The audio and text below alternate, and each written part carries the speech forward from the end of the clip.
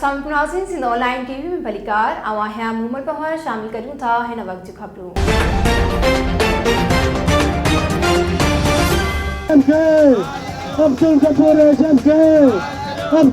नाज़रीन, घारो में आवाम दोस्त ऑफिसर जी बदले खिलाफ घारो जी आवाम रोडन ते निकिरी आई।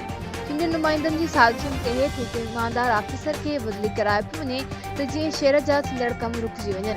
घारो में टीएमओ जे बदले खिलाफ सिविल सोसाइटी एहतजाजी रैली कढी शहर जो गश्त कयो।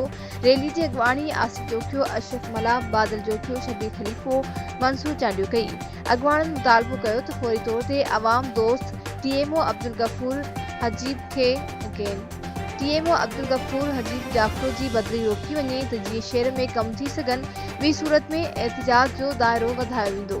वधीक खबरुनि जी अपडेट्स जे लाइ ॾिसंदा रहो सिंध ऑनलाइन टीवी।